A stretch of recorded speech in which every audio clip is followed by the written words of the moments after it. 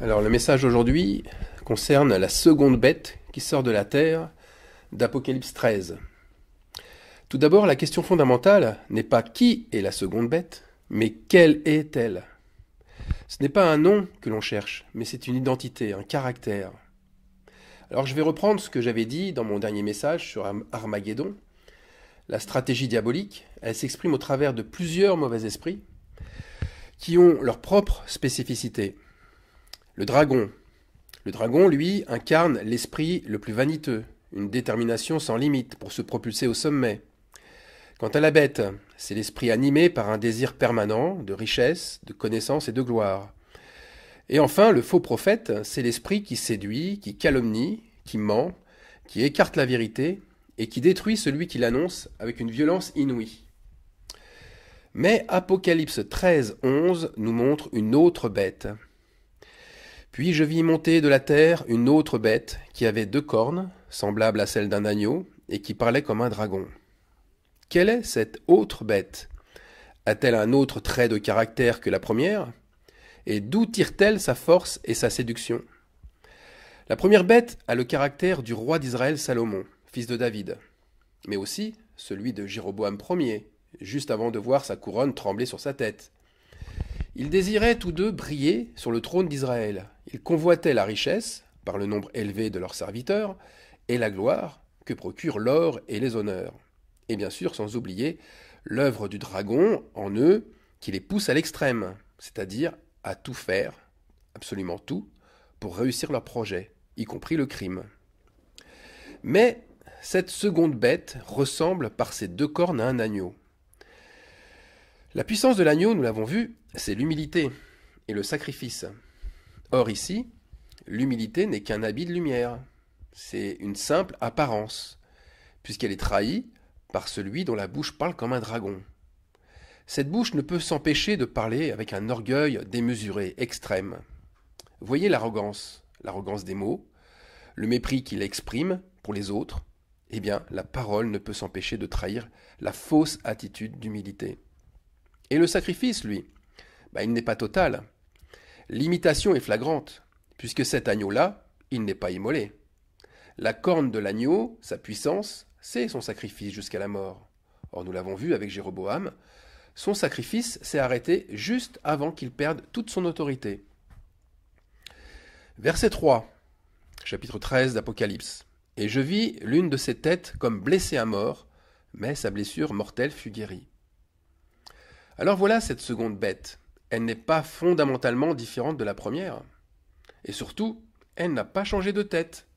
Elle n'a pas changé de personne. C'est vrai que 2 bêtes viennent de 2 endroits différents. L'une de la mer, l'autre de la terre. Mais cela donne-t-il nécessairement 2 personnes différentes? Ce sont des esprits, ne l'oublions pas. Avec 2 esprits, il peut très bien y avoir aussi 2 scénarios pour un seul et même être humain. La première bête au verset 1 monte de la mer, alors que la bête au verset 11 monte de la terre. La première bête, c'est l'esprit qui fait sortir une personne du peuple, ou une personne de la foule, c'est ce que veut dire la mer, pour la propulser au sommet de ses ambitions. La deuxième bête, quant à elle, c'est un esprit qui redonne vie, puisqu'il sort de la terre. Il y a ici comme une résurrection, un renouveau. Et j'en parlais d'ailleurs dans le message juste avant, Armageddon. C'est le phénix qui renaît de ses cendres. Le diable incarné par le dragon, c'est un imitateur. Il sait que la résurrection apporte un prodige spectaculaire, poussant encore plus à l'admiration et au culte de l'idolâtrie. Par conséquent, cette seconde bête ressemble tellement à une nouvelle naissance spirituelle. C'est la bête, le même esprit animal que la première, avec en plus ce côté surnaturel, qui fait d'elle un revenant de la mort, et qui la rend, pour ses admirateurs, invincible, immortelle, indestructible, en un mot, divine. Et toute la terre était dans l'admiration derrière la bête.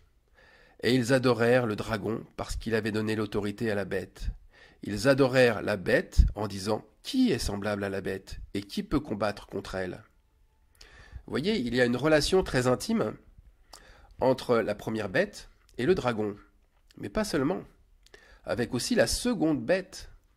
Et cette relation triangulaire explique justement ce phénomène d'adoration et même de vénération, puisque grâce à cette transformation, la bête va passer de roi, respecté, admiré, adulé, à l'état de Dieu sur terre. Vous savez, je vous ai lu, qui peut combattre contre elle? Donc, qui lui ressemble? Vous voyez, cette seconde bête a l'autorité de la première bête, car elle a la même autorité, c'est-à-dire la même position qu'au départ. C'est le haut dirigeant, le prince de ce monde. Mais ce qui a changé, c'est surtout la vision que ses admirateurs ont d'elle. Verset 12, chapitre 13 d'Apocalypse. Elle exerçait, la bête, toute l'autorité de la première bête en sa présence. Et elle faisait que la terre et ses habitants adoraient la première bête dont la blessure mortelle avait été guérie. Pourquoi, en regardant la deuxième bête, on en arrive à adorer la première? Elle est là la question qui donne du sens. Vous voyez, ce qui rend la bête plus grande et plus fascinante, c'est son sacrifice mortel. Elle a échappé de justesse à une mort certaine, et puis elle a tellement d'humilité qu'on dirait Christ sur terre. Alors la première bête a rejoint la deuxième. Elles sont unies ensemble pour exercer la plus forte autorité qui soit. Ce qui la rend plus puissante aussi, eh bien c'est l'action de séduction de l'esprit de faux prophète. Même s'il n'est pas cité ici, le faux prophète, on sait que c'est lui qui convertit les paroles de la bête en paroles de Dieu.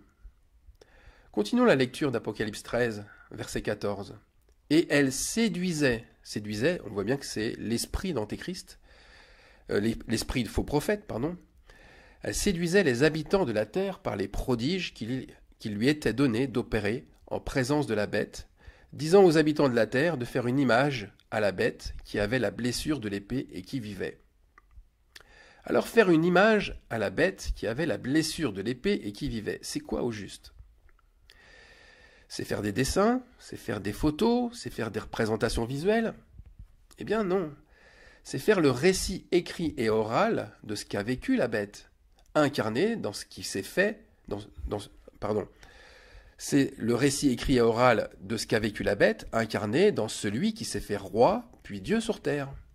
Mais attention, sans oublier de relater dans le récit ce faux combat contre un grand persécuteur qui a généré la blessure par l'épée.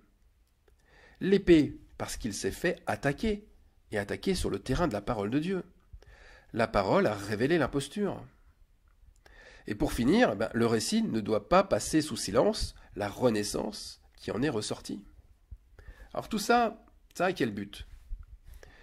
Eh bien, les exploits, son règne, ses prodiges doivent perdurer de génération en génération. Vous voyez, le trône de la bête a vacillé, sa tête a saigné abondamment, mais il a survécu. Il n'est pas mort de ses blessures. Dieu l'a soutenu dans cette épreuve qui devait lui être fatale. Ses souffrances l'ont rendu encore plus saint qu'autrefois. Donc ceux qui viendront après lui doivent se souvenir pour que l'idolâtrie perdure à jamais. Ça, c'est le message principal de l'image à la bête. Se souvenir pour que l'idolâtrie perdure à jamais. C'est la même imitation que le commandement qu'a reçu Moïse de transcrire la loi et de la répéter oralement pour toutes les générations. Ou c'est ce qu'ont fait aussi les vrais sacrificateurs dans Malachie 3.16. Je vous lis Malachie 3.16. Alors ceux qui craignent l'Éternel se parlèrent l'un à l'autre. L'Éternel fut attentif et il écouta. Et un livre de souvenirs fut écrit devant lui pour ceux qui craignent l'Éternel et qui honorent son nom. Un livre de souvenirs. Un livre est écrit aussi pour ceux qui se livrent à un faux culte. Ils pensent faire une œuvre juste. Ils font comme Jean-Baptiste. Ils ont des messages, ils ont des messagers qui préparent aussi le chemin. Mais quelle sorte de chemin? Eh bien celui du mal. Mais cette intention de tout faire pour perdurer, elle n'est pas unique. Regardez le fils de David, Absalom. Absalom, qui voulait renverser le trône de son père, il était animé par ce même désir. On le lit dans le texte biblique, Absalom avait pris et dressé pour soi, de son vivant, une statue, on pourrait dire un autel, dans la vallée du roi, car il disait « Je n'ai point de fils pour laisser la mémoire de mon nom ». Et il appela cette statue-là de son nom. Et jusqu'à ce jour, on l'appelle la place d'Absalom. 2 Samuel 18, version de Martin. Eh bien, pour Jéroboam, sa place, il avait une place aussi, comme Absalom, mais sa place était double. Ces 2 veaux d'or, ces 2 autels faisaient l'effet d'un miracle. Un miracle pour un peuple assoiffé d'images à vénérer. Mais son histoire ne s'est pas arrêtée à la fin de sa vie. À la fin de sa vie, Jéroboam, il n'y a pas eu un point final. Elle s'est inscrite, sa mémoire, dans la mémoire collective. Ces statues d'or, ces 2 prodiges, eh bien, ils ont perduré, mais bien après lui. En fait, on peut le dire, ce qu'a institué Jéroboam n'a jamais été détruit par aucun roi d'Israël. Après ses 21 ans de règne sur Israël, c'est son fils Nadab qui a régné 2 ans, en suivant exactement la voie de son père. Il fit ce qui est mal aux yeux de l'Éternel, et il marcha dans la voie de Jéroboam, se livrant au péché que Jéroboam avait fait commettre à Israël. Et alors, ce verset, il marcha dans la voie de Jéroboam, est-ce qu'il est unique? Combien de fois s'est-il multiplié dans la Bible? Parce qu'après Nadab, il y a eu le roi Baécha, qui a régné 24 ans, puis le roi Éla, qui a régné 2 ans, Zimri, 7 jours, Omri, qui a régné 12 ans, Akab, qui a régné pendant 22 ans, Akazia pendant 2 ans. Ces 3 esprits impurs de dragons, de bêtes et de faux prophètes, ils ont continué à s'incarner dans tous ces rois d'Israël. 7 rois successifs ont suivi la voie de Jéroboam, comme si elle était déjà inscrite dans leur code génétique. Pendant un peu plus de 85 ans, Israël a été conduit par ces esprits mauvais. Et il aura fallu attendre le prophète Élie, et Élisée ensuite, pour que la justice divine revienne en Israël. En effet, le roi Jéhu fut oint par un prophète sur la déclaration d'Élisée, du prophète Élisée. Et il rendit justice, ce roi, pendant 28 ans. Il tua les familles entières de ces rois déchus. Il extermina tous les prophètes de Baal, pour que personne puisse reprendre ce ténébreux flambeau. Tous les êtres mauvais qui suivaient la voie de Jéroboam ont été exterminés. Tous? Tous? Apparemment pas. Car hélas, malgré tous ses efforts, au final, eh bien lui aussi, Jéhu, il n'abandonna pas les veaux d'or de Dan et de Béthel. Ce fut aussi le même cas pour Joas, son successeur, qui régna 40 ans après lui, et pire pour tous les autres qui régnèrent encore après lui. Tous, absolument tous, suivirent la voie de Jéroboam. Au total, 18 rois. 18, je vous rappelle un peu, c'est le nombre de la Bible, qui a un sens prononcé, où Satan cherche, par des êtres humains qui lui sont soumis, à s'opposer à tous les moyens, par tous les moyens, aux œuvres sacrées. Alors pourquoi je vous explique tout cela? Je n'ai pas vu le but au moment où j'écrivais ces lignes.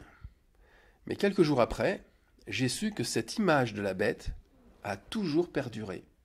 Et qu'aujourd'hui, rien de nouveau.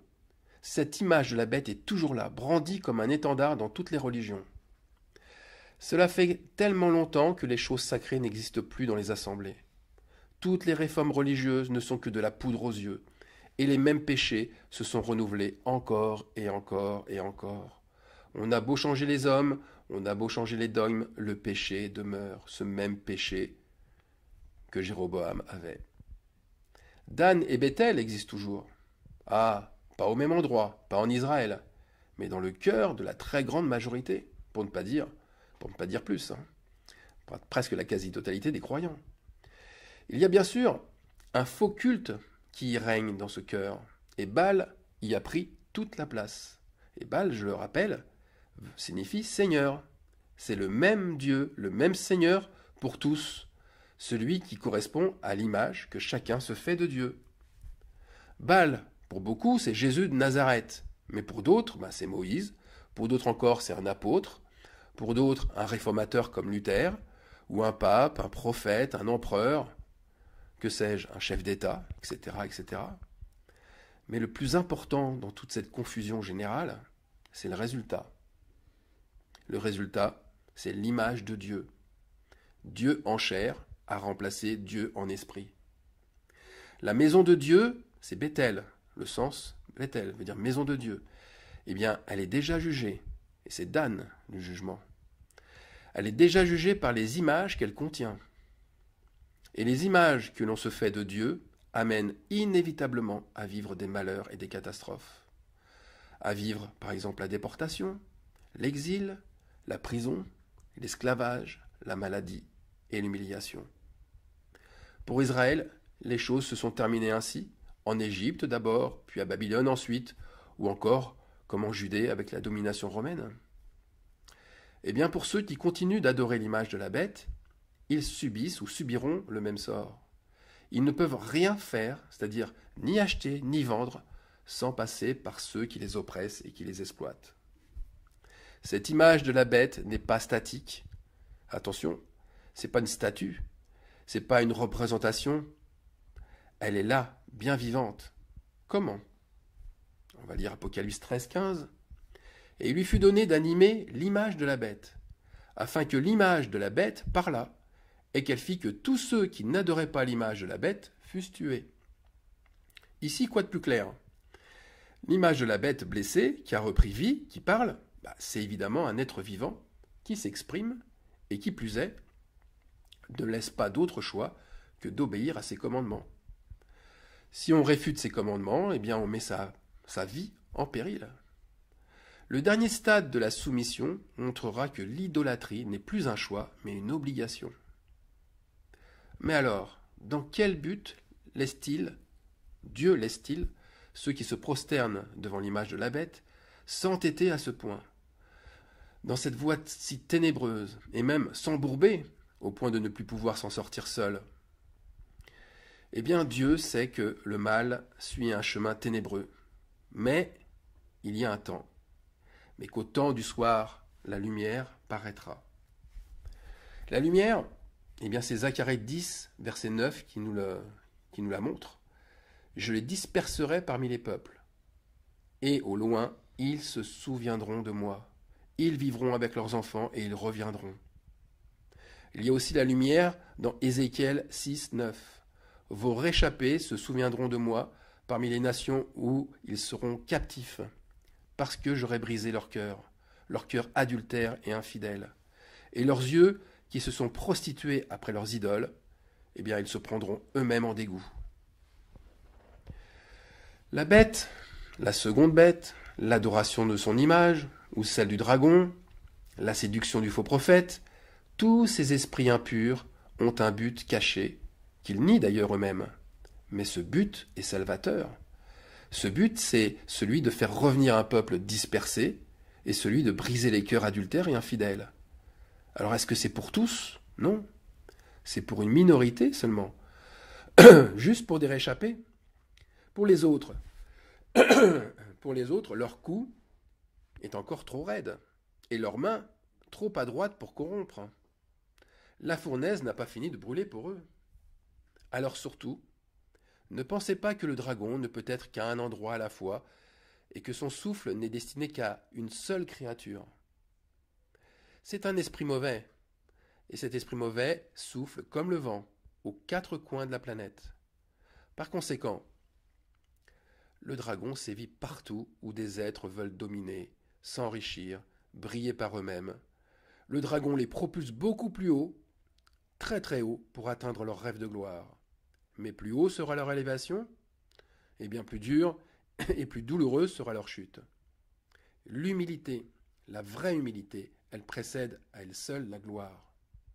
Alors, revenons au premier tonnerre. Lui seul peut nous révéler notre identité. La vraie identité est en Christ, et elle demande de briser ces images taillées dans nos cœurs. Car le jugement, qui est d'Anne, il commence par ma maison, par Bethel. Amen.